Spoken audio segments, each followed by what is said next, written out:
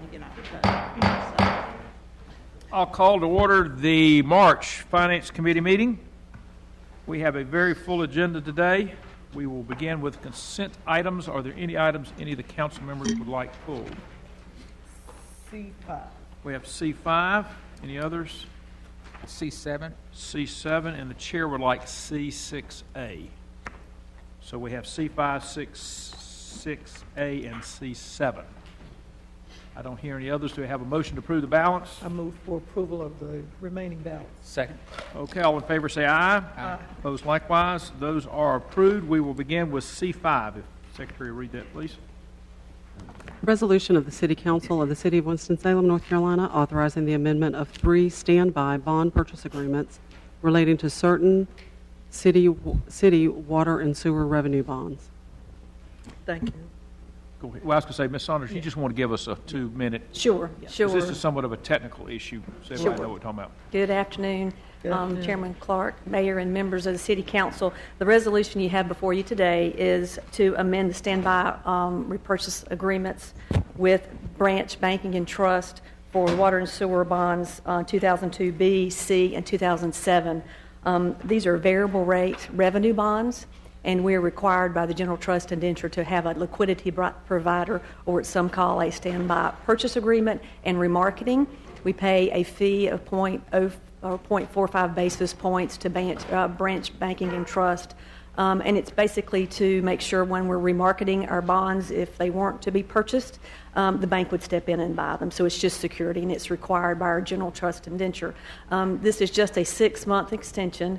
We're working with our financial advisor to do an RFP to actually look at doing another standby purchase, or potentially even taking out these revenue bonds with a bank loan, whichever might be the most financial advantageous for the city. It's my understanding, I talked to you on the phone, the 3 of these add up to a little bit over $100 million. Yes, that's correct, about $120 million. 120. Okay, Ms. Adams, thank you. Thank you, and that's what I wanted you to clarify to the public, that what we do and when we do this, it'll be to the best interest of the city of Winston-Salem financially. Right. Thank you very much. Thank you. Move for approval. Second. I did have one other question, not so fast. Okay.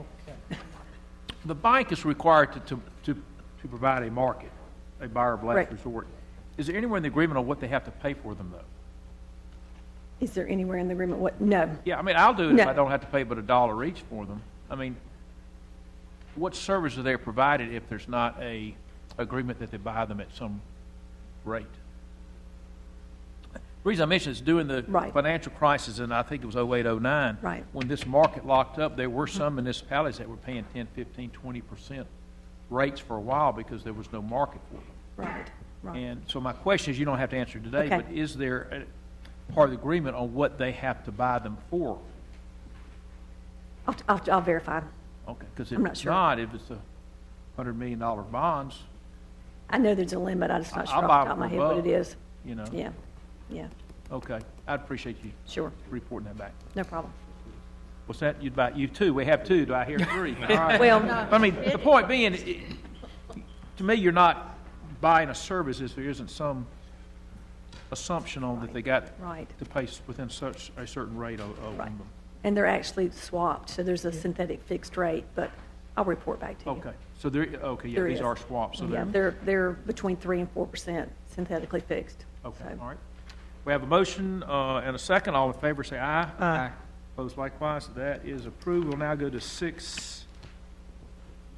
C6A.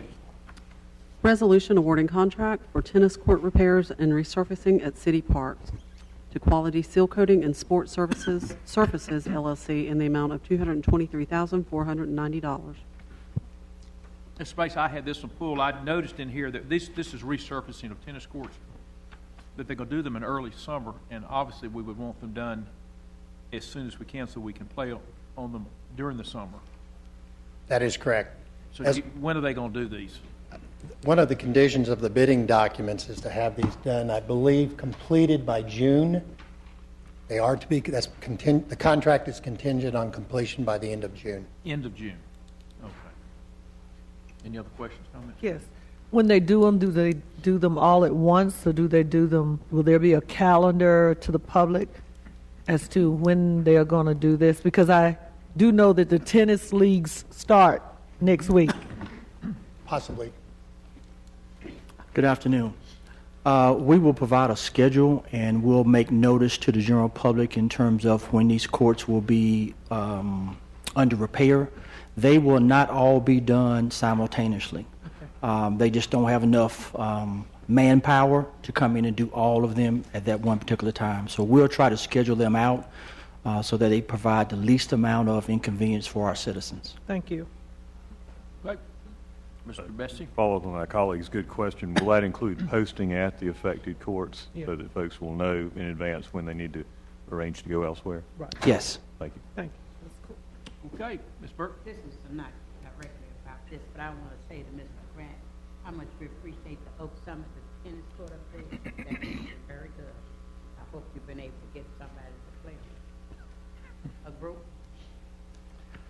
Council member, we just met with the neighborhood week before last, and we're actually going to be in the process of working with that neighborhood to get not only youth but adults interested in tennis this summer.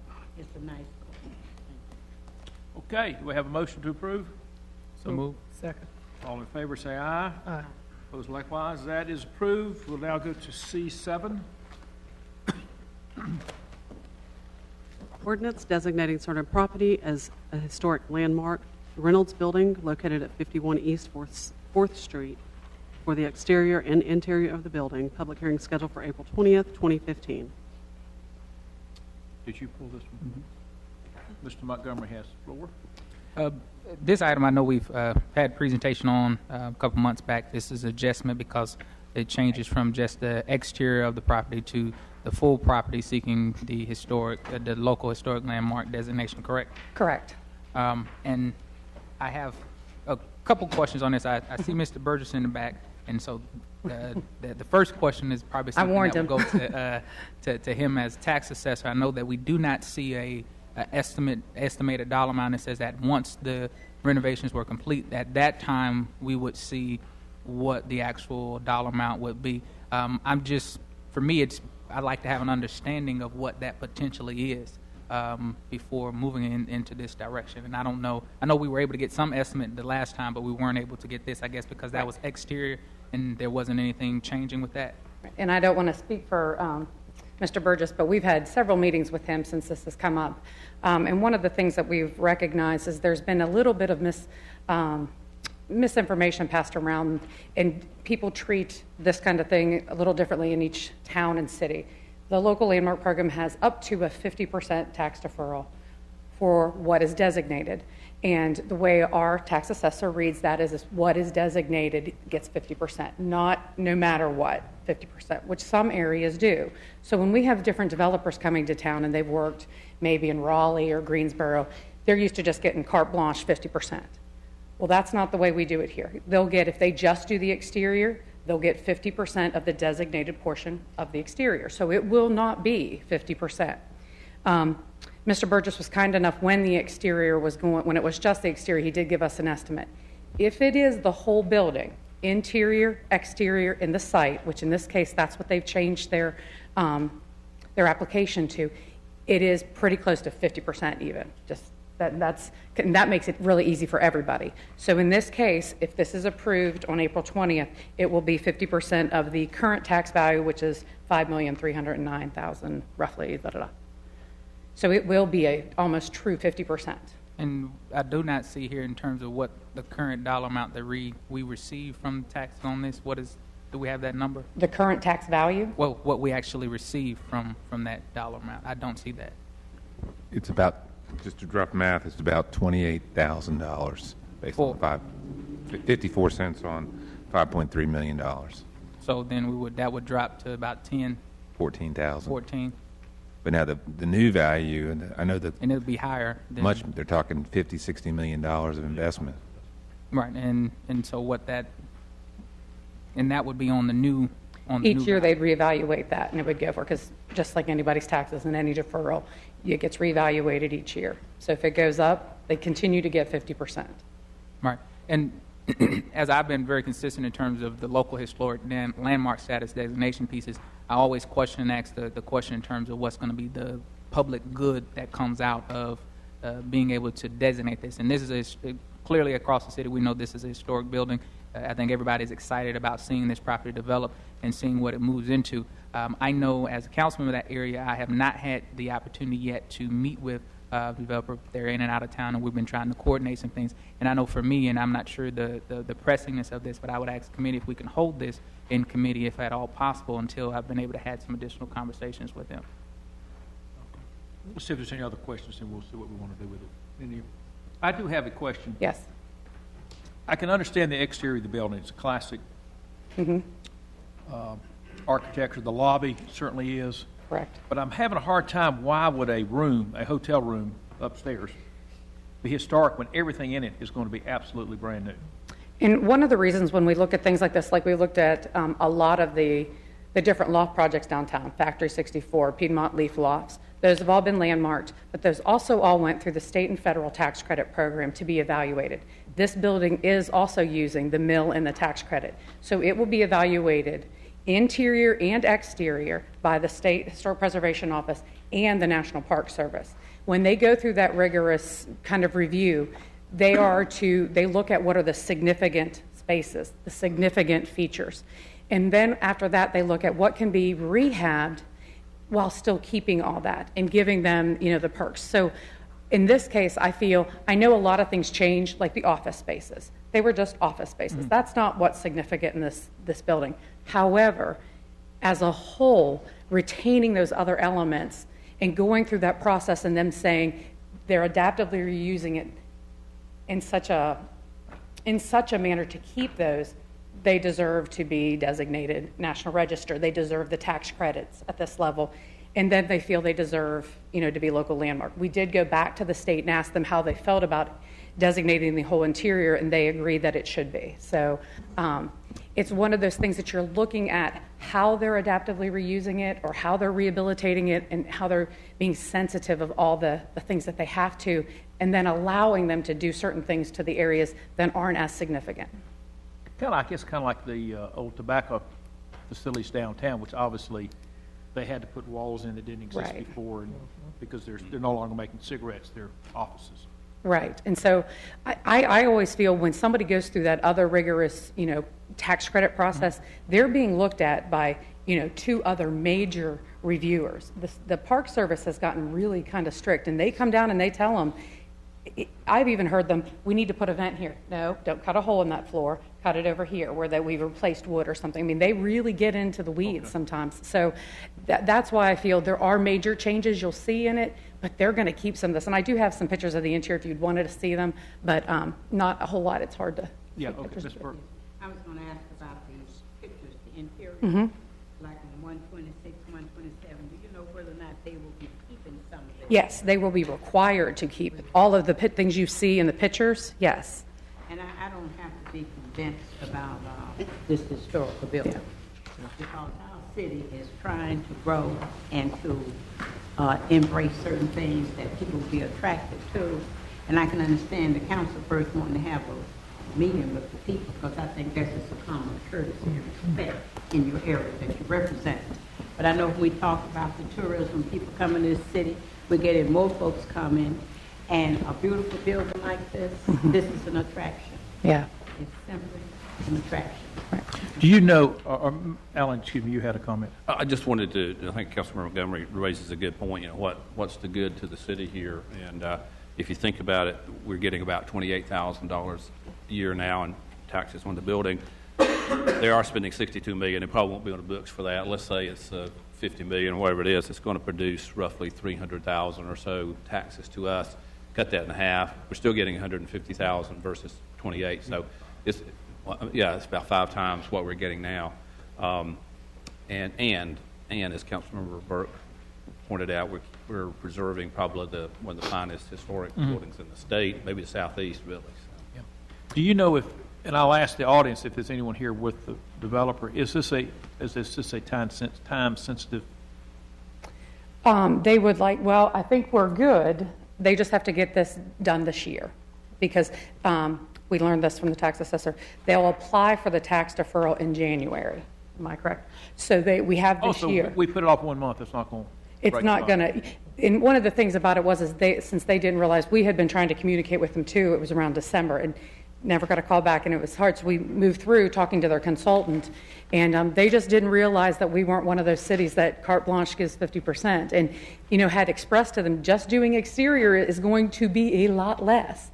And then finally, when I talked to them, they were like, oh, it's a lot less, and so, and just remember that 50% or whatever they get is to preserve those features, and they will have to go to the Historic Resource Commission before changing anything in the exterior or interior. So keep that in mind. They're going through that extra level, and we're, Council Member Burke, we're going to make sure they keep those really good things, and I hope you all get a chance to go in, because it's just amazing what's left.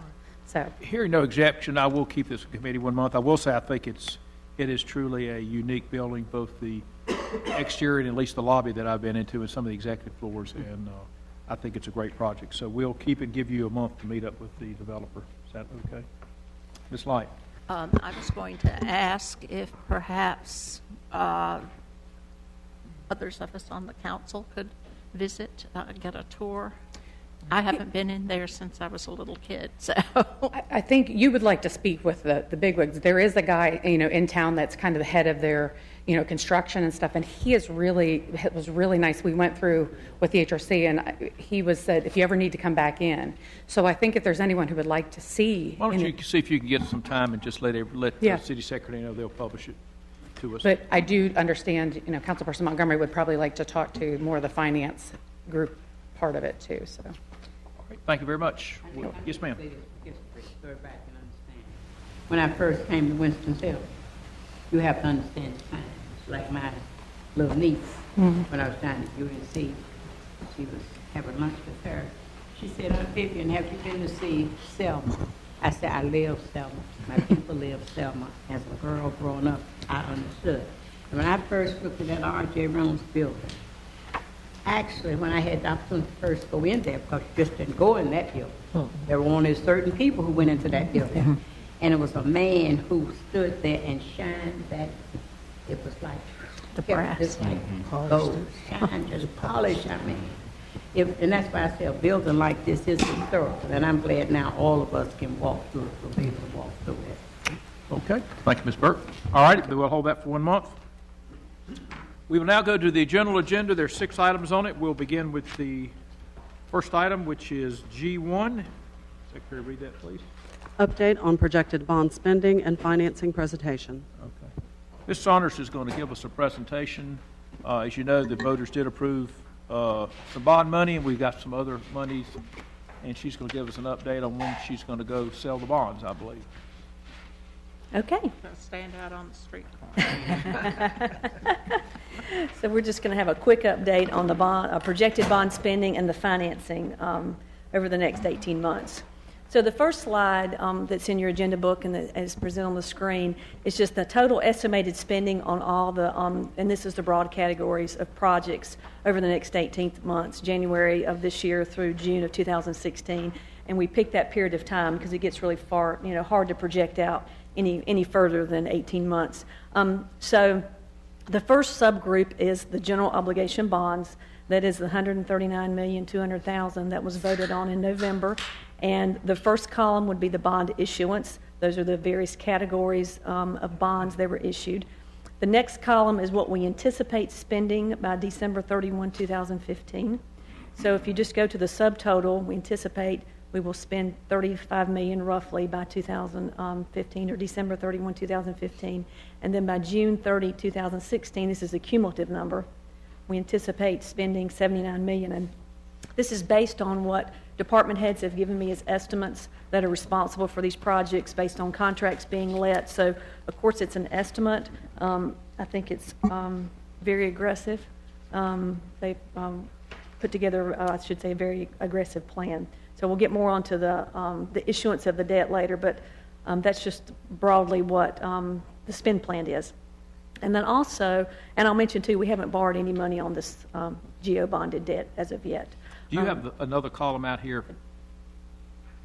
say for the debt? 2017?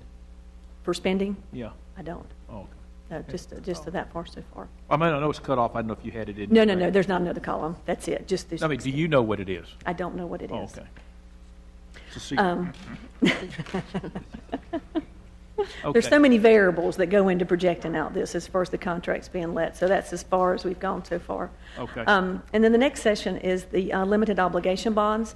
Of course, all these projects have been approved, and all the debt has actually already been issued out of this, so we're already making principal and interest payments. But on those, of the 51.8 there, 13.7 million would be spent by December 31, 2015, and then another 29 by June of 16.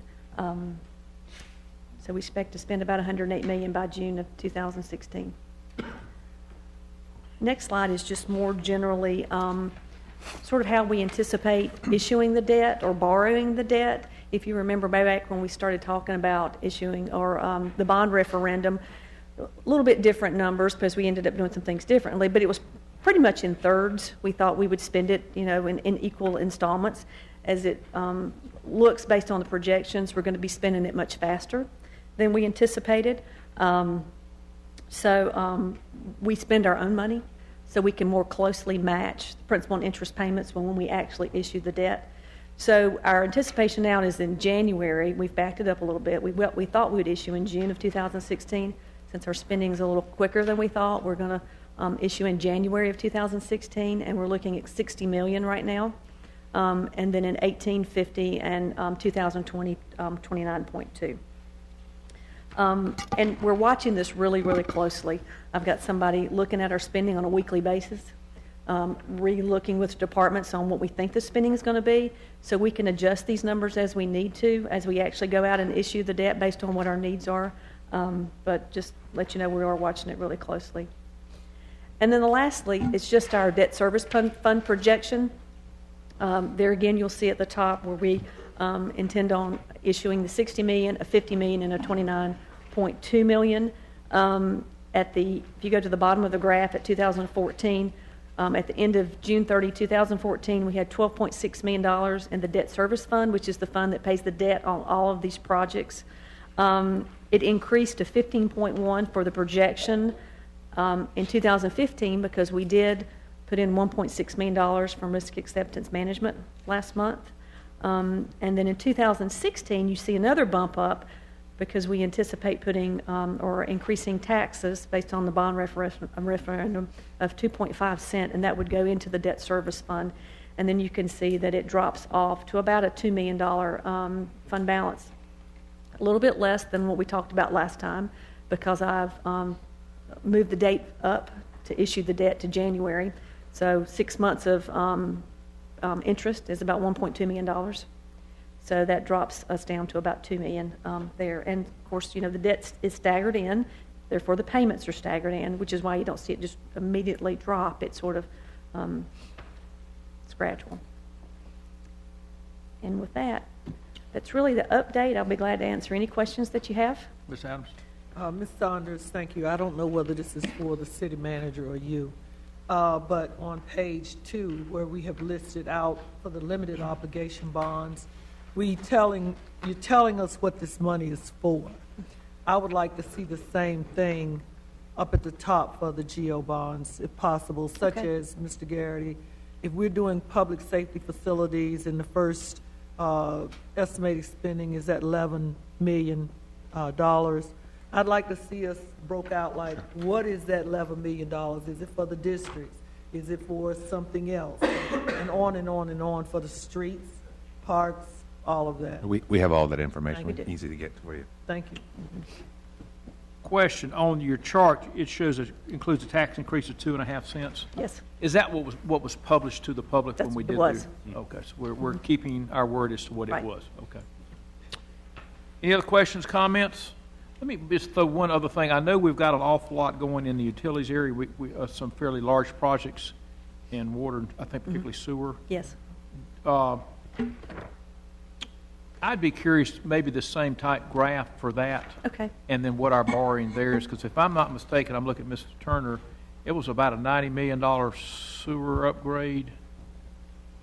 There's a 50, and then there is another 50 million for a rehab project. So yeah, around 100 million in total around the county. Okay. So I don't know if there's any efficiencies in borrowing those. I know they're slightly different bonds, but We actually just did a Moody's presentation about a month ago where we showed the debt pro forma. And just to mention, too, they reaffirmed our rating about a month ago. All We'll right. bring you that. Thank you. And just put it in the package 1 month. Okay. Okay. All right, that's just for information only. Any other questions, comments? We will now move to G2. Presentation on map for Forsyth by City County Geographic Information Office.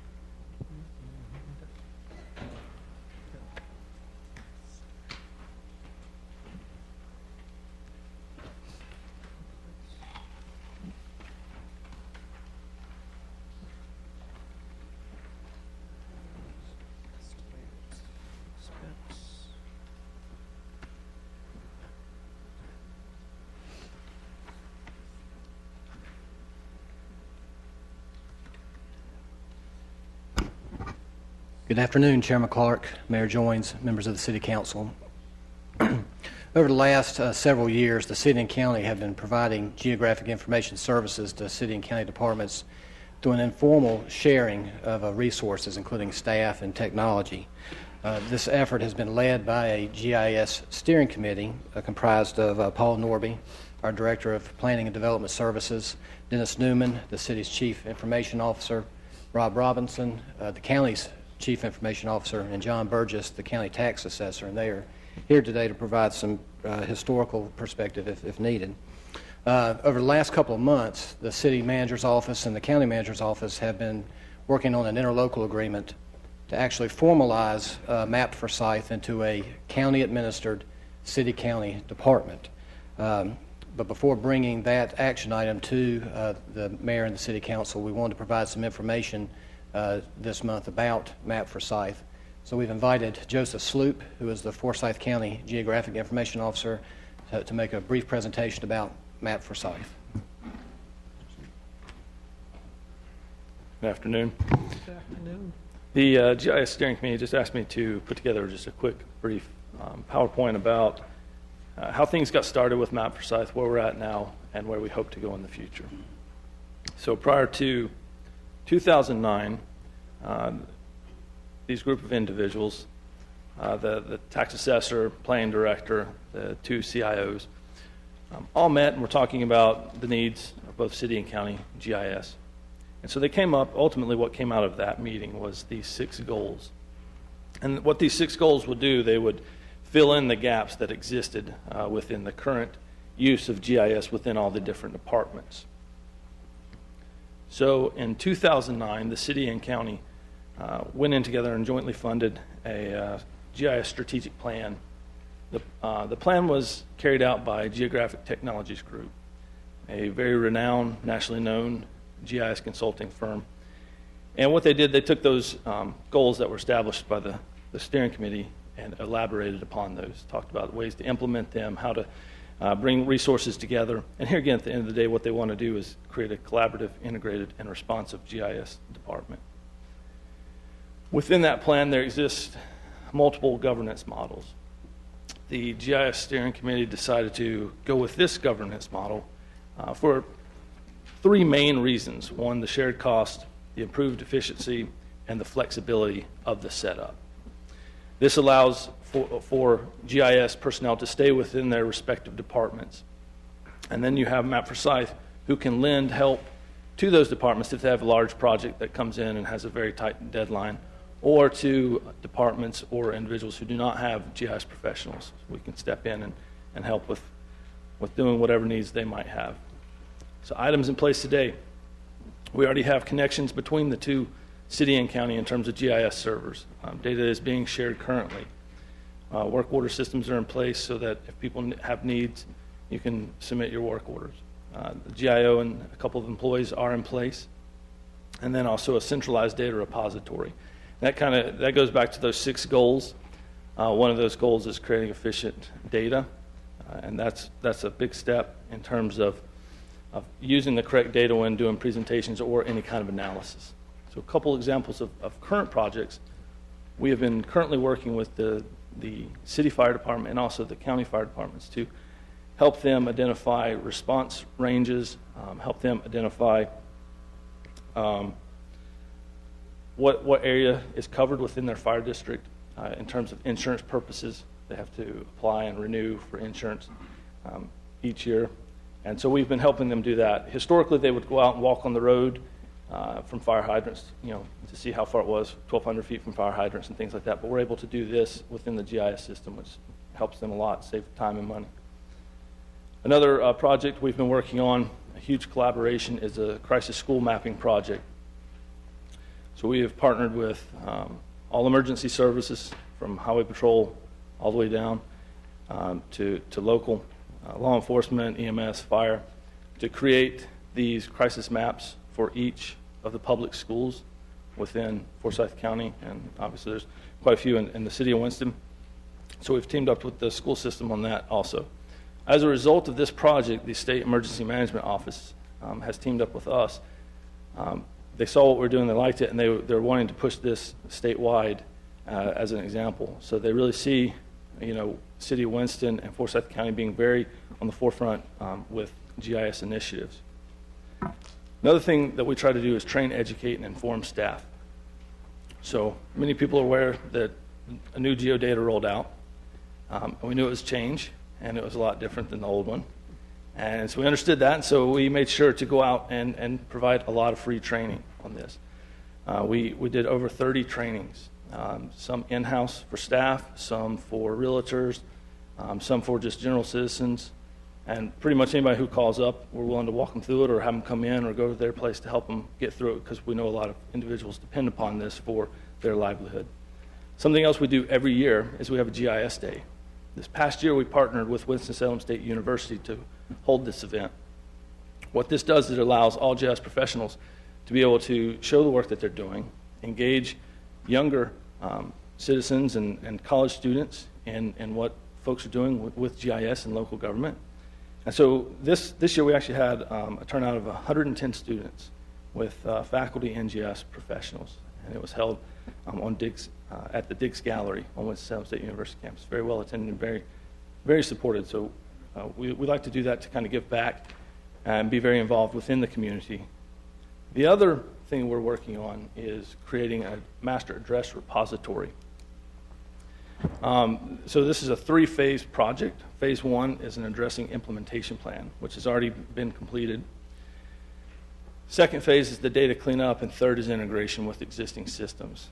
Data cleanup creation, the funding for both, this is a city-county project, the funding is already set aside for both parties in that, and so we're looking to start that.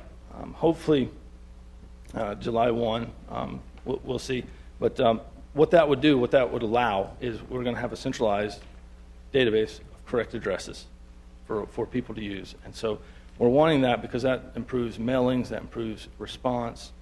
Pretty much everything is tied back to some sort of an address, and so we want to make sure that we do it correctly. Other GIS-related projects, really quickly, we are part of the Emergency Operations Center. We recently attended, back in September, training up in Maryland, with a lot of other folks, and very eye-opening, a wonderful experience. From that, we came back and said, okay, some things we're going to do differently. So all my staff now have laptops, other equipment, so that if the EOC ever needs to open, we all have the equipment needed to be able to go in and do what we need to do to support those operations. Another initiative that we're working on is our neighborhood plan, the Watown MLK initiative. We're providing the mapping and demographic information. That's a collaborative project going on with Atkins CDC, Winston-Salem State University, and so here again, it's just a wonderful project. All these different parties coming together to do things in the community. So moving forward, we've built great relationships among different departments within the city and county. We want to continue that. We want to continue to grow, continue to help folks. We want to be able to help departments who have data that is spatially located, but they can't do any kind of analysis on it. So we're here to provide all that kind of support, do the geo audits and geospatial analysis, and also just here again, open up lines of communication so that if one department is working on something and somebody else is working on something similar, that they know about what's going on so they can then work together and be more efficient in that. And so for the proposed staffing in the next part, I'm going to let Ben talk about that. The original strategic plan included a recommendation to create a 5-position geographic information office. What is being proposed through the interlocal agreement is the creation of a 6-position geographic information office. And what this graph shows is that there would be 3 positions dedicated to the GIS function, which is 1 position less than what the strategic plan had called for, but then there would be now 2 dedicated positions for the addressing function in order to build that master address repository. So you'd have a geographic information officer who would oversee both of these functions, and that would give you a 6-person operation. In terms of the projected funding or the projected budget for Map Forsyth, under the interlocal agreement, we would propose to share those costs between the city and county on a 50-50 basis. In this particular table, what we're showing here is, first off, the resources that each government has currently contributed towards Map Forsyth. The city has contributed $283,285, and the county has contributed $361,754. Right now, the projected budget for fiscal year 15-16 totals $834,640. There are some expenses that we would back out of that. There are some county-only software licenses that are accounted for in that budget that would not be shared between the city and the county. And then this master address repository contract to do the data cleaning, to create the database, we've backed that out because the city has already contributed half of the funding for that. So the amount of the budget that would actually be shared, the operating costs that would be shared between the city and the county, totals just under $639,000. So the 50-50 share would be $319,460 for each. And then in terms of making the comparison, if you apply what we've already contributed to Map Forsyth, the $283, $285, that would be a net cost to the city of $36,175. And then if you add back in our half of the master address repository contract, what that would give you, that next to last line at the bottom, the city's projected contribution from Map Forsyth would total $402,820. And that would provide the funding for this 6-position geographic information office. So with that, we'd be happy to answer any questions that you may have. Thank you. The staff, have they already been hired or will be hiring people? 5 of the positions would already be staffed. There would be 2 positions on the city side that would be eliminated. The employees in those positions would be transferred to the county. It would be handled through an administrative transfer. So there would be actually 1 position added in the county's budget. So 5 of the 6 would be basically moved around to provide this new department. And the address part of it, is it based on location, or will it give like emergency responders an address, a person? Is it like Google? I mean, people might want to know about that, because if you want to find somebody now, you just put their name in, it'll take you right to the front door. So to help the public understand how important this is. Okay, so what it would be is it would be a centralized data repository of all addresses here, city, county. And then what we're wanting to do is tie this back into all the different systems that use addresses. So pretty much, any kind of finance, tax, emergency services. And so what it is when, we'll say somebody comes in and wants to pay the tax bill and stuff like that, and they need to change address or something like that. They come in, and instead of freehand typing, which sometimes leads to errors, the person in tax will be able to start typing and get a drop-down pick of the correct address. And then so what that does is that keeps everything linked up very nicely with all your tax records, financial records, whatever it might be that's tied to that address. And so that's what we're wanting to do, is make sure everything is as perfect as we can get it. Because here again, that ties back to any kind of stuff we're mailing out to the public. It ties back into emergency services, responding to homes or businesses. Chair and council, I just want the committee, I want everyone to know I was in Emmitsburg, and in the midst of all the problem solving, and Assistant Manager Page, that we found when everything started to go crazy, chaotic, and events were happening in the city, and we had to get people to certain areas to respond to what was going on. And then these wonderful people pulled this out, because we didn't know how we were going to find people, like if somebody's been hurt, casualties. We had no idea until they pulled this out, and it was phenomenal. It was really good, and I'm glad to see that we're moving forward with this. I really am. And thank you. Question in reference to the addressing positions in terms of the 2 dedicated individuals that will be within that area. Is that permanent or temporary in the fact that, yes, it has to be built, but are those positions going to be necessary to facilitate the operations moving forward? I think that the thought is that they would be permanent full-time positions, that even though after the database is created, maintaining that database going forward would require that amount of effort. I'd just like to have some more understanding of that, because I'm sure in terms of the workload of building and construction and architecture that's necessary to do that is just in terms of understanding what workload then would be taken on to mandate those 2 positions moving forward. That piece for me I need to understand that. I think I can help with that.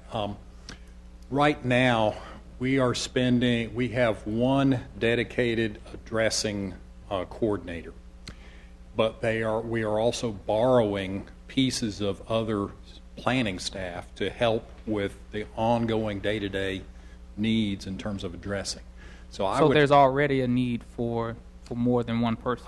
I would estimate we're probably spending about 1.5 FTEs on addressing just in the planning department right now, and that's just to handle the day-to-day activities there. So I think going forward, as we have more addressing activity going on, we're going to need those folks there. And the other thing is that even though it would be a county-administered department, the location of at least one of those addressing people would need to be in the building over there where development is processed, since that's where most of the addressing activity is going to take place. Right. Okay. And then my last question, I think, is probably a Ben question in reference to the dollars that we're looking at. In terms of what's been paid out so far, where we are with the breakdown, I like the way that looks at the top line, that percentage of that breakdown. What, in terms of, I know you've pulled out and backed out the costs associated with county-only licenses, but when you look at the actual operations of information and data that is there, does the 50-50 breakdown truly get to what both parties are receiving within and giving within this agreement? Well, the 638,920. That's what I would consider to be the portion of the operating budget that's truly city county, and so that 50-50 split gives us the 319,460. I mean, the county has contributed more resources up to this point towards the Map for Scythe effort, and so that's why. So even though both governments are showing a net increase, it's not as much. I mean, relatively speaking, with the county, because they've already contributed more resources at this point. They are essentially have already funded more than three FTEs as part of this operation, and so we'll be picking up the cost of a couple more FTEs as part of this new department.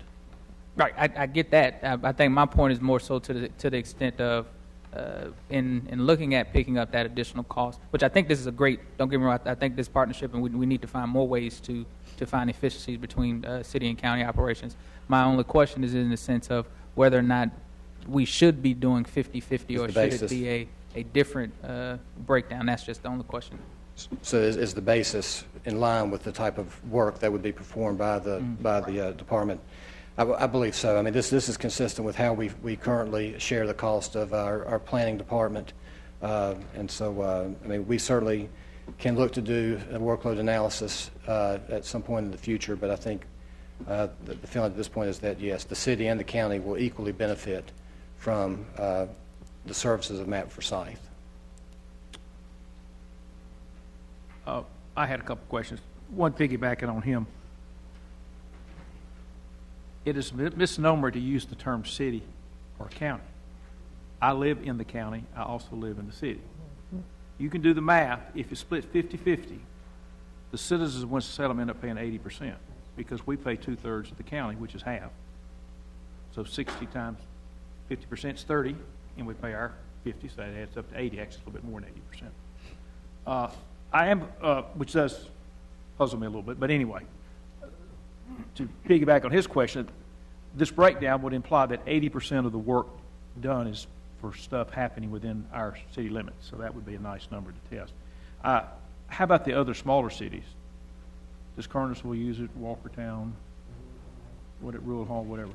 The ultimate goal of this department is to formulate interlocal agreements with them in the future. Okay. Yes. Okay. So, all right. Thank you. Yes, ma'am. This is for Mr. Sloop. Can you explain the graph on whatever page this is? And what does fishbone mean? Okay.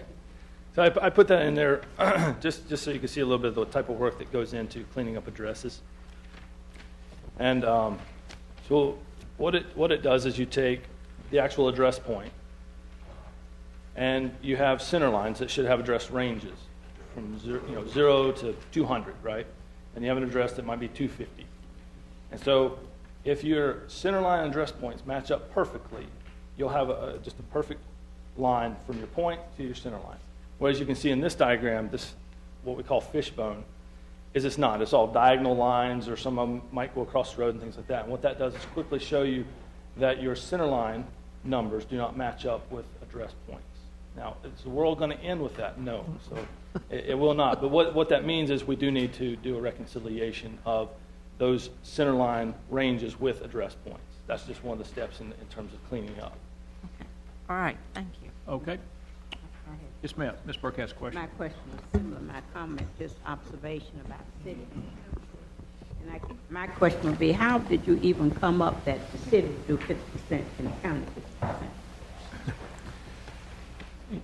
Councilmember Burke, I think we followed a similar funding methodology that we've had in place for a similar type department in terms of planning, where we are sharing those costs 50% each.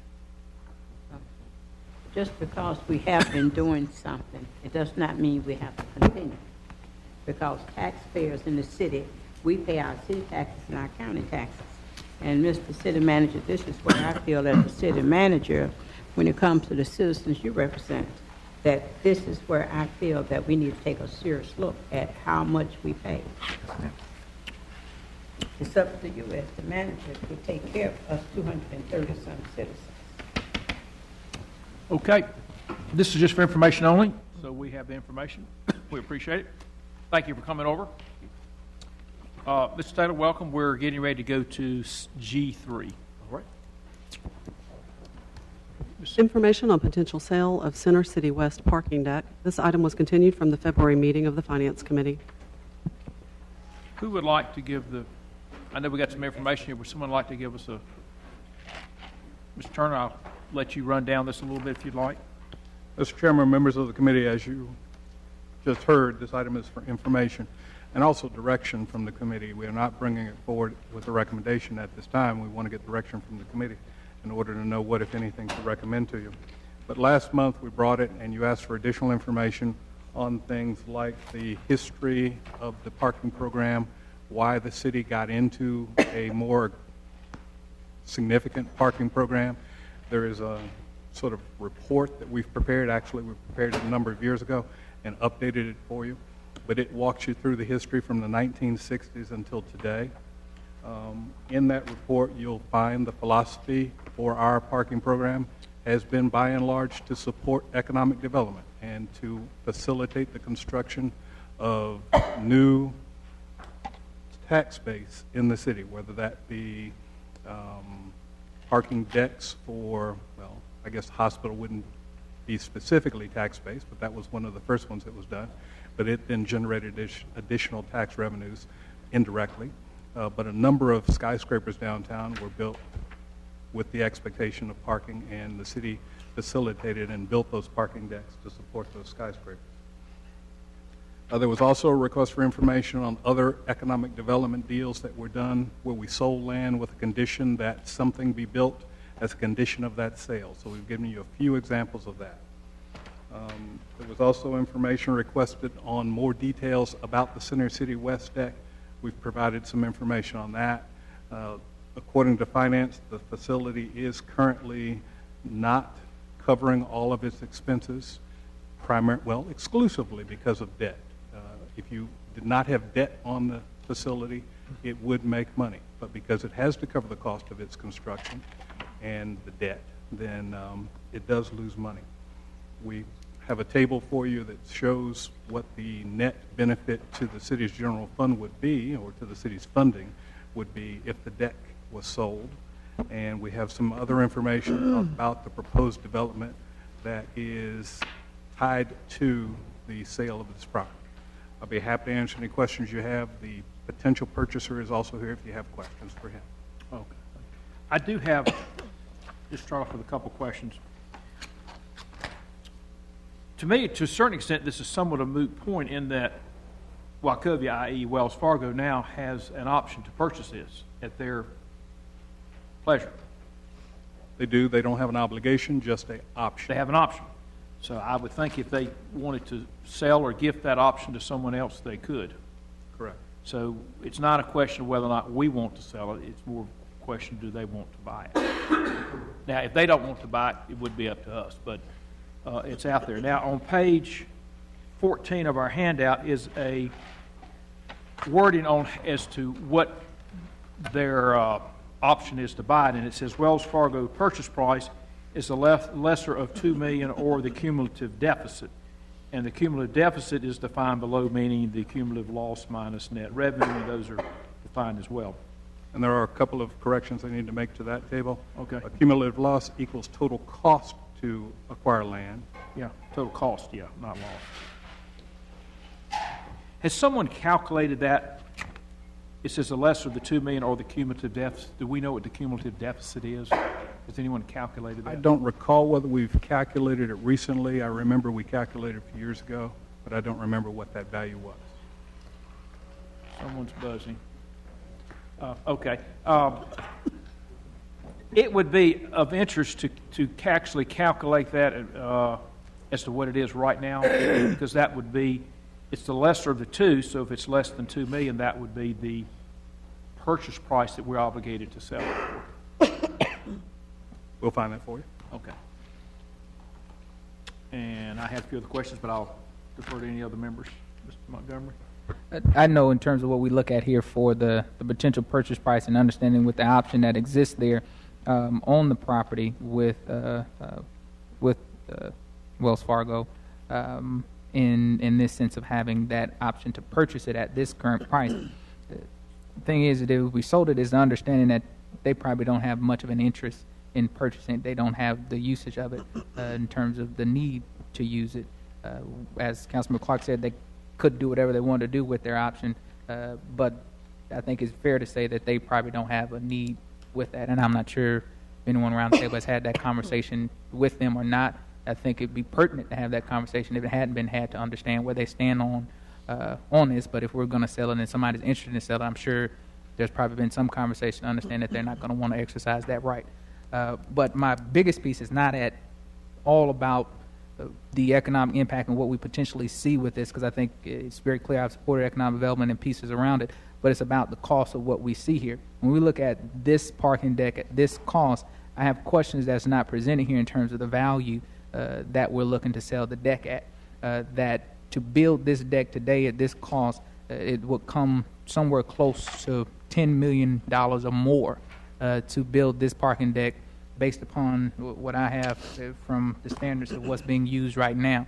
And so we sold this, even if we depreciated the deck down to 50%, and we sold it at $2 million, we're still giving a great bit of money away in terms of process. So to me, even with the economic development that we receive, my question goes to whether or not the dollar amount is the best dollar amount and the value that we're assessing to it.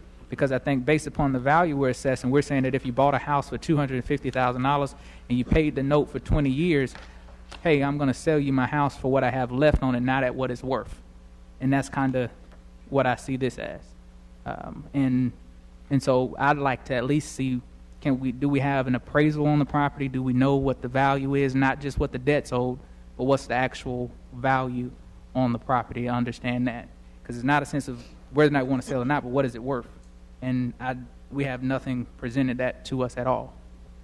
There's not currently an appraisal on it, and if the committee wishes, we can pursue that. Mr. Mayor. You finished, Mr. Mayor? Thank you. I always come back to something Councilmember Burke always says, is that the city needs to operate like a business. And in this case, I think cities got into the parking business because nobody else was doing it, and we were trying to generate economic development. My feeling is that the city should not operate a service if there is a private sector alternative, if that service is at a similar level and the city is ahead financially, so fiduciarily. Right now, we're losing $127,000 on that parking deck, and it's due primarily that the loss is that low because Wachovia, now Wells Fargo, is buying 520 spaces. They had a 20-year commitment to do so, and Greg, my gut feeling is that's about to run out in, what, 2018. 2018. I don't think they're going to renew that, so I think our losses are going to go up considerably on that. We have an opportunity to also leverage a wonderful, another bookend building up there. Mr. Reese is here, and I want to certainly personally thank him for the initial investment there on 4th and Broad. It was the first major office building we've had in downtown in 15 years, I guess, or longer.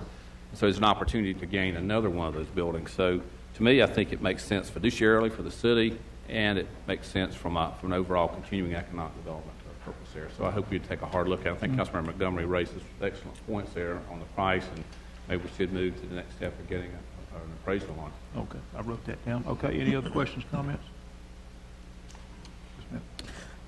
Somewhat, I guess, to Councilmember Montgomery's point, I think where we are is we're at this crossroads so far as none of us want to impede the development of downtown. But now we need to look at as to, are we getting, as we move forward with these purchases and disposition of some of the assets, we have to ask ourselves, are we getting the best bang for the buck? If somebody wants to buy your car, and you think your car, you've had it estimated, you figure you want $10,000 for it, and the person comes along and wants to offer you $5,000 for the car, but the book value and everything about the car compared to whatever's out there says, excuse me, my car is worth $10,000. 9 times out of 10, you're either going to barter, debate, but you're not going to sell that car for $5,000. We have to look at if there's going to be real investment and development at that end of town, which we know it is. That's the bridge to the ballpark, the Winston-Salem Foundation building, and everything that's going on in that corridor right there. We need to recognize it as like a business. It's an investment piece of property, and we need to treat it like that. That's how I feel. I mean, I don't know about the other council members, but again, Mr. Turner, if you can bring us some more information. I know it's a lot in here about the history, but if you can bring us some other figures, maybe check on some other cities, see what that building style, footage, whatever, spaces go for, kind of give us a range, and let us know what we're doing here. And also, what have other cities done that have built decks in Durham and Charlotte and whatever, and development has come, and now we realize that we need to possibly sell or hold on to it or demolish. We need to know that because there's still some other things that we know coming down the pipe that we need to already start to be better prepared to deal with whether we want to sell it. Because when I saw the $2 million tag on it, and then I saw that we owe debt of what, 1.7 or something like that, I thought to myself, I'm like, so we selling the deck for $200,000. That's what I thought. So, and I'm very apprehensive about that. I want to be able to say to the public, whether it's the stadium, whether it's the Coliseum, and any of those. I want to make sure that we're getting the taxpayers and the citizens their rightful due. That's what I think. Mr. Reese, I'm looking at you back there. First off, thank you for coming out today. Do you have a date you need a decision from us on? What's your timeline, for decision point type thing? Can you come up to the mic and we'll be sure we get you on record? I'm trying to balance the informational needs of the council with your timelines. So if you could give us your name and address for the record while you're John Reese, 751 West 4th Street. The sooner the better. We don't have anything that is pending. The desire to buy the deck is so that we're able to develop across the street. Without the deck, we're not able to secure financing for the office building. We're not able to secure tenants for the office building. And respectfully, if you don't have anyone using that deck after April of 18, then the value of that deck is really in question at that point. So what we thought was, and again, that purchase price number was not generated from the prospective buyer. That I think there's a precedent for how the methodology is used to arrive at those numbers, but we're willing to tie additional economic development to the purchase of the deck. We use kind of as a worst case scenario $12 million because that's what we have invested in 751, which we've completed. So long-winded answer, it's not an immediate need to satisfy an immediate requirement, but as soon as we can secure the deck, then we can formally begin marketing the site and having discussions with lenders. So if I postpone it 1 month to get some additional questions answered, that'd be an April, May time point would be okay. That's fine. Okay, thank you. Thank Any you. questions for Mr. Reese, Mr. Montgomery? Okay, thank you. I have sir. one question. Oh, excuse me, Mr. Taylor has a question. Mr. Reese, so what I'm hearing is you have to have a parking deck in order to make the development work. Correct. It will not work without the parking deck. Not at the scale we would like to develop at that corner. I mean, we could, that corner happens to be zoned highway business. That's the last thing we want to do. We'd love to develop something that is actually larger than the 50,000 square foot 751 building. But in order to do that, there are parking requirements that the city requires, and there's no way to do that on site. So and there, I have another, I don't know if you have site plan in your package, but the site is less than a block from the deck. So it makes, physically, logistically, it makes a lot of sense. Thank you. Good. Thank you. Mr. Montgomery, you have a question, comment? Yeah, it's not Mr. Reese, but thank you. Thank you. John, you'll have a seat. We'll continue to discuss. And again, I make these comments and to Ms. Reese. This really has nothing to do personally with him and the development that they have. Is more so about the numbers and the pieces of how this comes together. I, for one, have been a very, very strong proponent of economic development in our community and how we make it work. But for me, it comes to a couple additional questions, and one piece that also goes there is in terms of the question of selling of the deck. In there it says about 10 years that there'll be 37 for at least 10 years 37 parking spaces will be left open for public use. I know that there has been interest, and from my understanding, talking to the individuals who have had interest within the surrounding area, who have come and approached the city about having additional parking spaces within their businesses that are around there. Those businesses I don't think have any intention of leaving. And so after 10 years, I'm sure there will continue to be a public need for the parking spaces of some sort of having that as that part of town continues to move forward. And I think the other question for me is if are we looking at this as an economic development deal, or are we looking at this as a straight sale of a parking deck? Because those are two totally different things. And I know we're tying the development to this potentially, but if we're looking at it as an economic development deal, I think it's very, very important for us to look at the value that we're looking at and what we get in that process.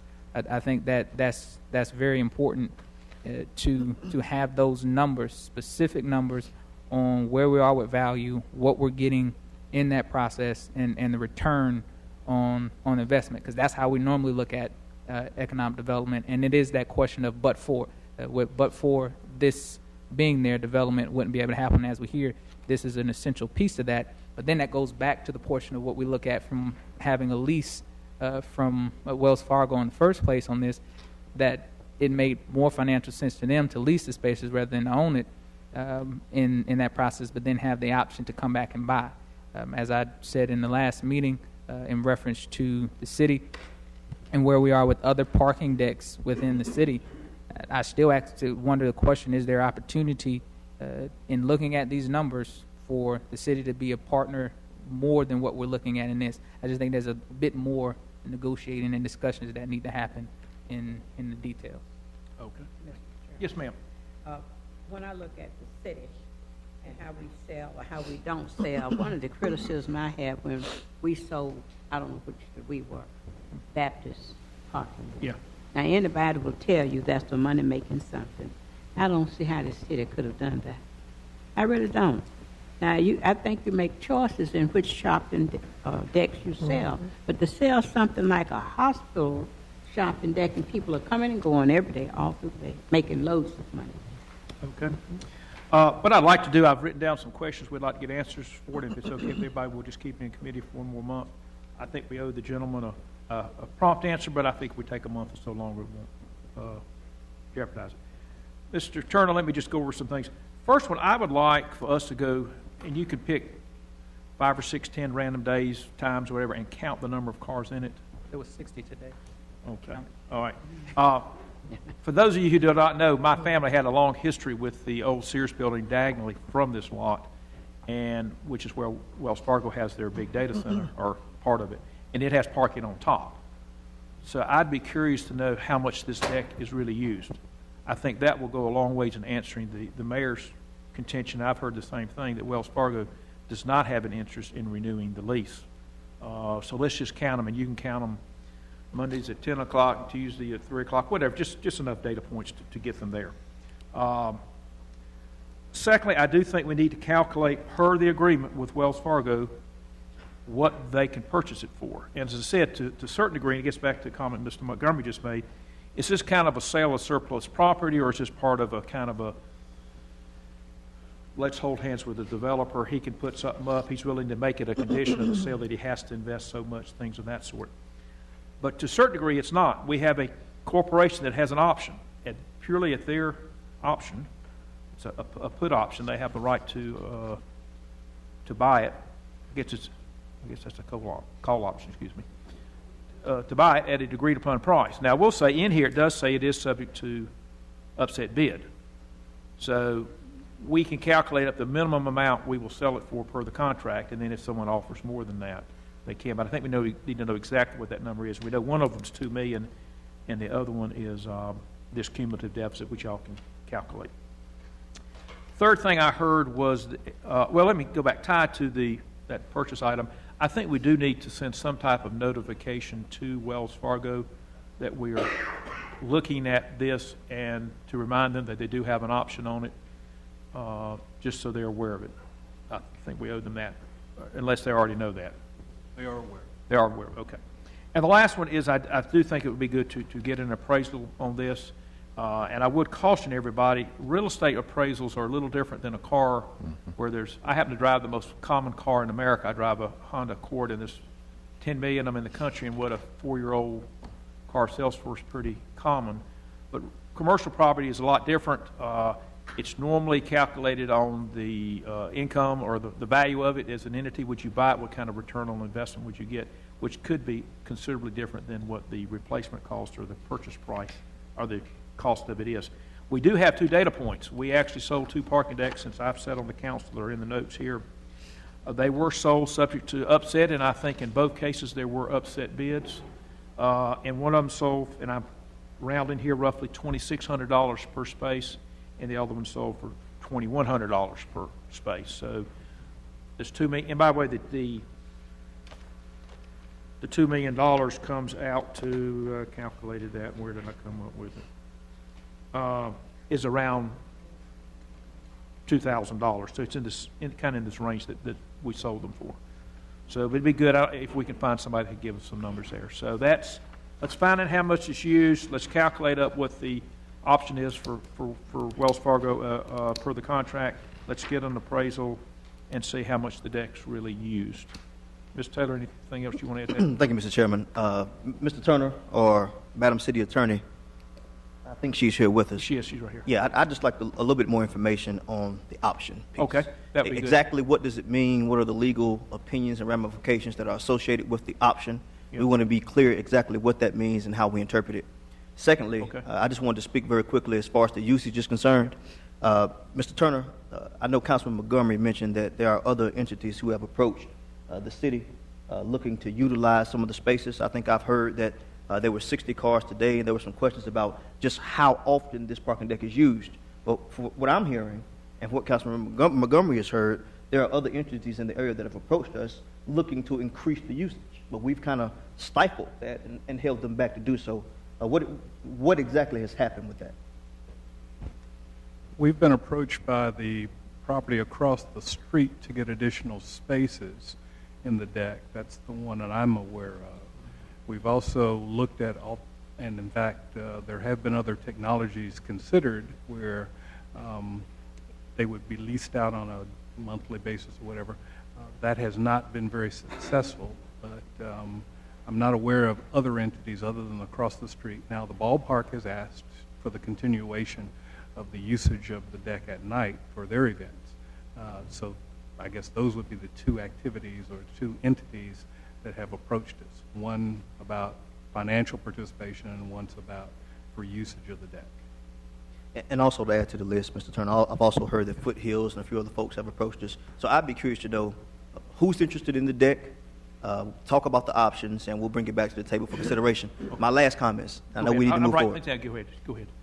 Are we going to run it like a business, which I think certain portions of the city should be ran like a business, but if you look at a rec center, you can't run a rec center like a business. Because do you want to provide this service for the public good? I think in terms of parking, we have to decide that. As downtown grows, develops, and expands, I don't believe that we can privatize all of the parking. I think as a city, it's incumbent upon us to provide public parking spaces, especially in the area that's growing in development. We have to do that, but I don't want to stifle what we call development. So I'm a proponent of economic development, but I think we also have to try to maintain things for the public good. I mean, we sold off the Coliseum, and it looks like we might be selling off the stadium. I mean, what else are we going to sell off next? I think a city's strength depends on its assets, and if we're going to continue to grow and be a better city, we have to control and keep our assets the best we can possibly do. So those are my thoughts about it, and I'm looking forward to discussion at the next meeting. Okay. Let me just add to the list to be sure it's all in there. I think it would be helpful to put in the document next month what the specific proposal is from Mr. Reese, because he does have a condition on investment, and I think there's also a certain caveats in there about use by the general public, so many public spaces or whatever, so that would be good. As alluded to the city attorney, it'd be good to get some language that Dan could appreciate as far as how the current contract is worded. And quite frankly, I'm not surprised that Wells Fargo leased it for 20 years and then has the option to buy it afterwards at probably the depreciated value, whatever it may be. And then the next one, which is kind of tied to the one before that, how we're going to handle the ballpark at night and things of that sort.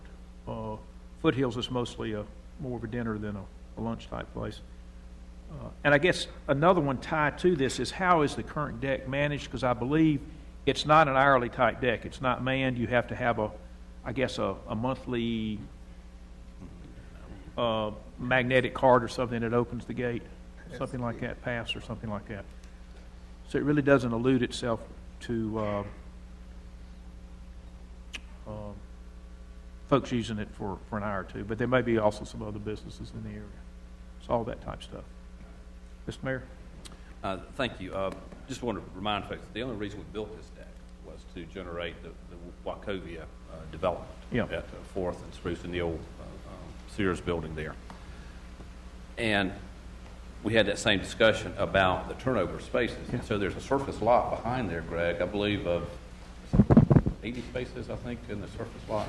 That sounds right. That's what Foothills is currently using. Yeah, so there is a surface lot for hourly turnover parking there now that would continue. The ballpark uses that as well. If Wells Fargo walks away from this, I just did a quick calculation, it's over $500,000 a year in revenues that the city will lose in 3 years. So it becomes a very serious situation for us that we have an opportunity now to hopefully generate a very positive result for the city and for the downtown. As Mr. Reeves mentioned, the appraised value of this deck is going to be tied to the revenues. That's right. And right now, we're losing $127,000 a year, so the revenues the appraised value of that's not going to be very high. And it's going to be even worse if that loss goes to $600,000 a year. So I think we have a tremendous opportunity here, and we don't want to certainly squander that. We'll be careful and make the right decisions, obviously, but there's a lot to it. Okay. Mr. Montgomery? Three things quickly. I don't want to belabor this, but I think that is in looking at the appraisal, I think the cost approach and the income approach to appraising is important in this. And I know that the income portion is important in terms of seeing what's coming in and being able to appraise based upon that. But the cost approach is important based upon the fact that if you have someone who would have to build a deck in order to make their project work, then we're saving them the cost of doing that. So that becomes an important number within the context of what we're looking at. So I know we're looking at the value based upon income and what it is, but the cost approach is important because if you save someone the dollar amount for building something, that has a value. And I don't know how we assert that value in this. And it may not mean anything within this process, but I think that's a number we need to get, and I hope that they look at both of those pieces when they bring the appraisals back on that. And again, back to the whole business concept of how we operate and work it, you get no disagreement in that we need to operate a business. And my mind tells me that if we're operating a business and you have something like this, and we're even having this conversation, that means there's value here. And so where is that value, and how do we come to a conclusion of understanding that value? We've seen other decks in the city when sold, and you can agree or disagree with how they operate now, the fact that they don't have people there, but the fact that you can go in on an hourly sense and look at those pieces and punch your card and not have to have anybody man those decks. More than likely, for something like this, that'll probably be what someone who purchased it does, because the fact that it costs less to operate something like that than to have somebody man that. And I know I've requested in past in terms of us looking at that, and I don't believe I've seen anything from our other parking decks. But I think all of those things have to be looked at. What's the cost of putting something like that, and what's the total cost? Are we able to recoup that? And if not, it makes all of these things, I think, much more palatable to say, yes, this is the best option to go with the developer who's looking at this. But I think we don't do due diligence if we don't ask all those questions. Okay. Mr. Best, did you have your hand up? Yeah, I think that these are reasonable questions being raised, and that we ought to look at alternatives to the extent that there are hard alternatives available. If there are other folks that are interested in putting in a bid, I would encourage them to bring that forward so it can be examined. But, in terms of reality check, the utility of a deck in a location like this is for the day in and day out, daytime user, the institutional user that's going to put in a large bid. I eat dinner regularly in this part of the city, and in terms of evening hour parking, I have never had to walk more than 2 blocks, even at the busiest time of week and evening. So I don't think that we would be serving our taxpayers well to hold out too unrealistic an expectation of the level of alternative purchase options that we're likely to see put out there. If I'm wrong, this is the time for somebody who wants to put in a more ambitious bid to come and let us know about it formally. Well, again, according to what we were given today, even if we were to sell it, it is subject to upset, and we would advertise and all that. Okay. Ms. Taylor? One additional request for information, Mr. Chairman. It's my understanding, in full disclosure, at one point in time, I was a member of the Partnership for a Drug-Free NC Board. Okay. And it's my understanding that there's a third party here that we're not discussing, and this Partnership for a Drug-Free NC. I believe that they have an option for 45 of those spaces. So if we can get Mr. Turner a little bit more information about that, I'd appreciate it for discussion at the next committee meeting.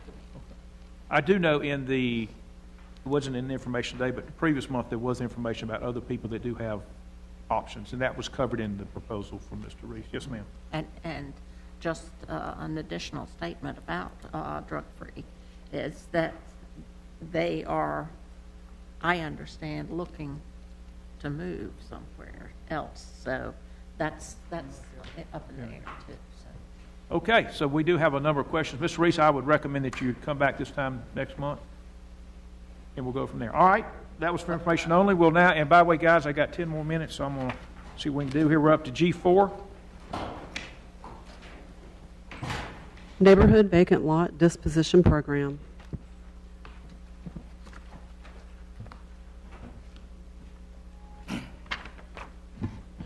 Good evening, Chairman Clark, members of the board. Before you start, let me just, there are really 3 more informational things, and there's no way we're going to get to all of them. So if it's okay with the committee, let's spend whatever time we need to, and if we have to defer some to the next meeting, because we've got one here on a affordable workforce housing, which is important, and retail strategy, incentive strategy, that's important too. So if we run out of time, we'll continue them to the next month and try to put them at the beginning of the agenda then. Okay, Mr.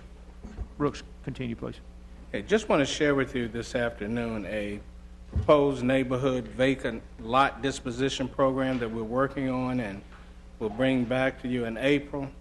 The program is designed to dispose of city-owned vacant lots by making them available to nonprofits, neighborhood groups, or owners of adjacent properties that are in neighborhoods. And currently, we have approximately 322 of these lots that are available scattered throughout the city. And we have them by ward, and I can provide that for you for each of your That would wards. be very helpful. I can provide that for you. But as you all can imagine, right now having to maintain those lots is a drain on city resources. By being able to dispose of them, it will decrease the maintenance cost. It lessens the blight because most of these lots are in areas where they're generally dumped on with trash or other types of activity that makes the neighborhood look unattractive. And they're, in some instances, lots that could be used for additional affordable housing if we were able to get them into the hands of some of our affordable housing providers. So this program is designed to do just that, to dispose of these lots by making them available to affordable housing providers who would be willing to take title to this property and build additional affordable housing within some of these neighborhoods.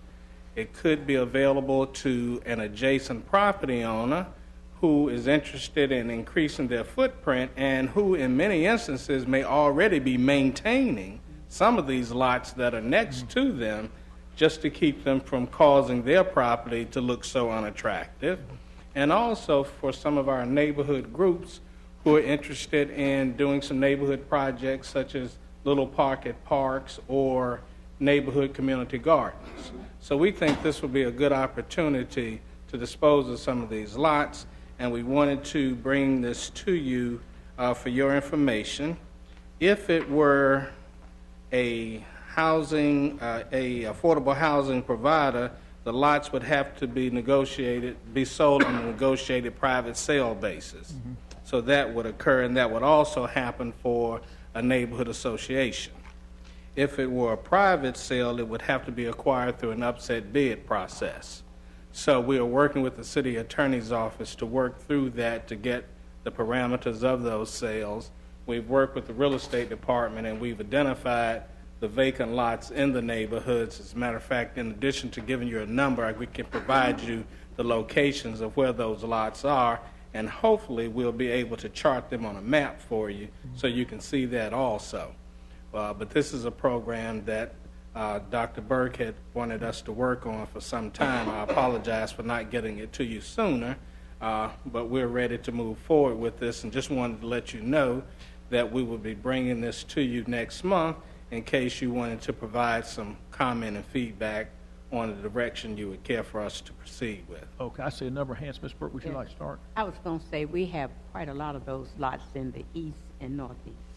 And we went through relocating people. We may have had a person with a 50-foot or 35-foot lot. Then their house is sitting next to that, and then people are coming in wanting to improve them, and they are working on those lots.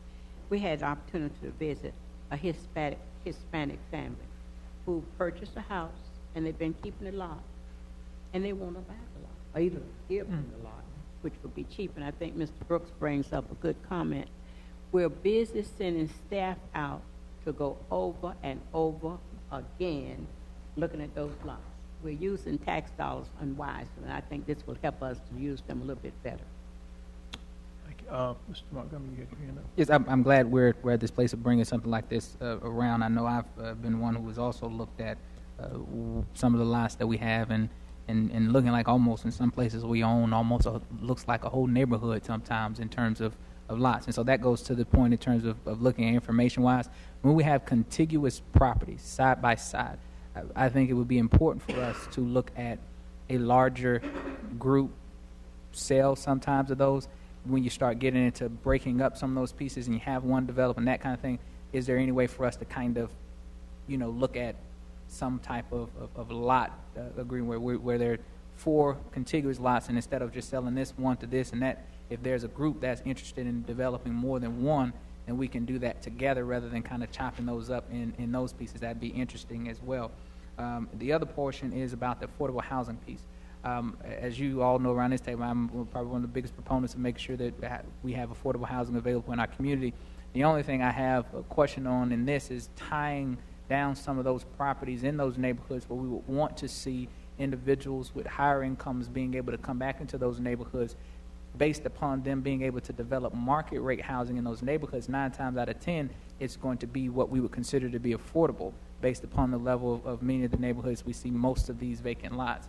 And so my suggestion would be that we don't tie it to a fact of an income base in there, but they could do market rate, and it's not that requirement that they have to be quote-unquote affordable housing units in there, but that they're able to, nobody's going to pay more than what market is for that neighborhood. So I was saying let the market decide the costs within that neighborhood rather than saying, this for forever is going to have to be an affordable housing unit, again, in neighborhoods where we want to see people coming in and making those investments. And the last piece is the private developer that may want to come into that neighborhood and develop. I don't see that opportunity for a person who wants to, say, buy this lot and develop it out and build a house on it in that neighborhood. Do they have that same opportunity? Yes, I can see where a private developer would have that same opportunity. It's not something that we factored into this, but we can certainly take a look at that and also take a look at the income range of individuals that we're trying to reach. And I understand from talking to you on some other projects that you're interested in bringing in that higher income mix in the neighborhood. So we'll try to provide a provision for that. Good, Ms. Light. Okay. Mr. Brooks, does this 322 lots in the city mean, by our rules, buildable lots? We don't know. We know that there are 322 vacant lots. Some of them are buildable, some are not buildable. A lot aren't buildable. So we would have to just make a survey to determine that, and that's what we're in the process of doing now. Well, and in fact, I have had, I mean, it's been a number of years ago now, I have had young architects ask me if rules couldn't be relaxed about what makes a buildable lot, and to allow someone to build something unusual that in a lot that is supposedly unbuildable by our rules. So that's another part of this whole question, as I see it, is to perhaps relax those rules enough to allow some unbuildable lots to be used. May I say yes, something? ma'am. Go ahead. One reason we had unbuildable looking houses, that's why we tore some of those things down, because they had people, if he lived here, his side door was coming into right into my front, and the lots were so small. So we started back there with Mr. Berrier, who was in charge of community development, looking at, And then we said, well, what we would do, we have 35 foot, 25 foot. That's how people had those houses. Now, if you were talking about unique, creative people that were willing to build something and put a nice, it would be different. But they may throw up some of them shotguns again. Okay, we could go around the table, Mr. Bessie. I think this is a good program, and I will be interested in seeing the addresses with the map or the combination is, because if we got 322 vacant lots, I'd be surprised if we didn't identify 2 or 3 dozen that were potentially good candidates for community gardens or pocket parks. Worth taking a look at. Mr. Taylor, you had your hand up. Yeah, I just want to say this is a good program. I believe in the idea of community gardens and pocket parks, but I just want to mention, no matter what side of the aisle you're on, I think it's a fact that the General Assembly is, over time, reducing our ability to generate revenue. And, you know, we always say, let's think about a tax increase. Let's think about selling off some of our assets. And I asked the question, you know, hey, are we a business or are we not a business? We need to consider that. This is one area that I believe we should operate like a business. I would say, Mr. City Manager, I would charge Mr. Bjorling with getting together every piece of city property that the city owns, whether it be lots or anything else, and using it as revenue to generate in order to balance our budget and fill some of the holes and gaps that we have. I don't believe we should be in the land owning or the landlord business unless it's necessity and germane to the operation of city affairs. I believe this is a good program, Mr. Brooks. Overall, there are communities who I've been approached, and all of us have been approached with the community garden, the pocket park concept, but I do believe we need to keep that in mind, but also try to move this concept forward with generating revenue in order to balance our budget. I know, Mr. Chairman, we'll be looking at that in the next couple of months. Okay. My time is up. I do like the idea of sending out to each council member what's in their ward, and if there's any way you can have a map with it or something so people know what it is. Let me just caution everybody, because I have seen this list years ago. Kirk sent it to me. Most of these, I remember there was one that was 10 feet wide and 300 feet long. It was a little strip of land went behind a bunch of little houses. I have had one in the West Ward we sold off. We bought a street, and we bought a house so we could make the road tee into the street versus curve, and we had a little pie sheep piece of land, wasn't more than 100 square feet. So a lot of these are just little odds and ends that we've accumulated over the year. I would suggest, first off, getting the information to the various council members, but I think we need to differentiate between kind of what's available and what's not. And these little pieces of land, and that's why there's so many of them, 322, I think we need to come up with a program that says you can have it if you want it. And we'll publish it, and if somebody wants to bid on it, or we come up with a price, it's $10 a square foot or something. Just come up with some type of quickie that we got to publish it if anybody wants to buy it, but you know, you and your neighbor have got 5 extra feet, because they probably got their patio furniture on it already. But I just think the real cost here gets back to something Mr. Taylor was saying, is we got to cut all this grass. Yes. That's what's killing us. And that's the cost. Now, I do think there probably are some buildable lots. It sounds like Mr. Montgomery's done some research here, and I think those are worth talking to Habitat and other private developers and this, that, and the other. But I just think you're going to find a lot of these. We're going to have a hard time getting people to take them. But if we can come up with some type of formula so they can say, okay, here's the program. We're selling it for this amount. You and your neighbor each get half. It has to be published. If it's an upset bid, your neighbor could buy your half or whatever. But here's what it is, and let's see if we can't set a goal of trying to get rid of 100 of these or something like that. But we can't call it you can have it. Yeah. I'll put my bid in for that right now. Right. You can buy it, at least. I mean, some of these have no value other than to the people that live right beside it, whether or not they want another wider driveway, whatever it may be. Ms. Burke. I want to say I know just about every lot like that in the northeast. Yeah. No, quite a few of them in the east. No. Okay. Before we adjourn, I just want to let everybody know I did get a call from the gentleman that owned the barbershop, Mr. Bonham, excuse me. I have asked staff to put that back on the agenda for next month, just for information and to notify him. He wanted to discuss it one more time, so I told him we would be happy to put it on the agenda. With that, there were 2 items we didn't get to. Again, if we'll put those in G1 and G2 next month, so we'll cover those. And there was a couple items that we continued with additional information. With that, we're adjourned. Mr. Taylor, y'all going to meet in 5 minutes? Public Safety will adjourn around approximately 6:10. 6:10. Stay tuned. Well, convene, excuse me. Convene.